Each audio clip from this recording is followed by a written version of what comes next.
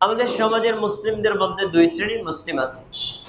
এক শ্রেণীর মুসলিম আছেন আহলুর রায় বা আহলুল ফিকহ, যারা ইমামদের মতামত মেনে চলেন, মাযহাবের অনুসরণ করেন। আরেক শ্রেণীর মুসলিম আছেন যারা আহলুল হাদিস, কোরআন এবং সহিহ হাদিসকে অগ্রাধিকার দিয়ে মেনে চলেন। আহলুল ফিকহ আর আহলুল রায় তারা আমলগত দিক থেকে, আকীদাগত দিক থেকে কিছু ত্রুটি বিচ্যুত থাকলেও পর্দার ব্যাপারে আহলুল হাদিসদের চাইতে তারা বেশি অ্যাক্টিভ। আমরা অনেক দুর্বল। অনেক ভাইদেরকে দেখা যায় তিনি সহি পদ্ধতিতে সালাত আদায় করেন, রাসূলুল্লাহ সাল্লাল্লাহু আলাইহি ওয়াসাল্লামের দেখানো নিয়ম অনুযায়ী সালাত আদায় করেন, সিয়াম পালন করেন, অন্যান্য আমল করেন, কিন্তু তার স্ত্রী পর্দা করে না, তার কন্যা পর্দা করে না।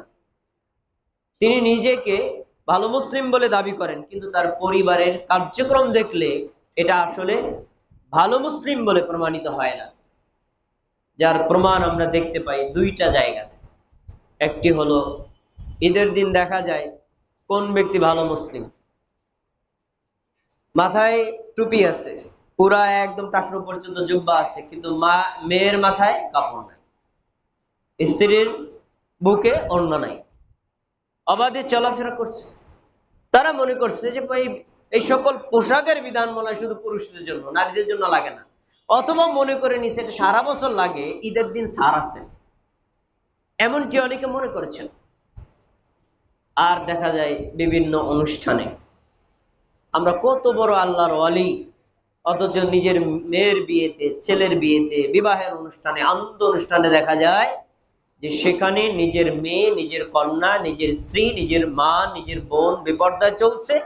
আমরা দেখে না দেখার ভান করি, বুঝেও না বোঝার ভান করি। এই যে মানে নপুংসকের মতো চলাফেরা, এটা মুসলিমদের পর্দার প্রতি অবমূল্যায়নের একটা বড় লক্ষণ। অথচ মুসলিম ব্যক্তি শুধু নামাজ, রোজা, হজ, যাকাতের ক্ষেত্রে নয়, বরং হিজাব পালনের ক্ষেত্রে সর্বোচ্চ সতর্কতা অবলম্বন করবে।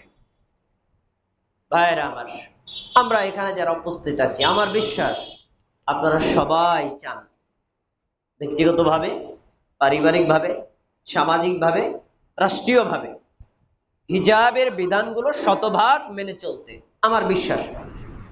কিন্তু তারপরেও আপনারা পারেন না কেন? কারণ হিজাবের বিধান পালন করার জন্য যে উপকরণ, উপাদানগুলো আমাদের দরকার, তা আমাদের কাছে অনেকের নেই। যার ফলে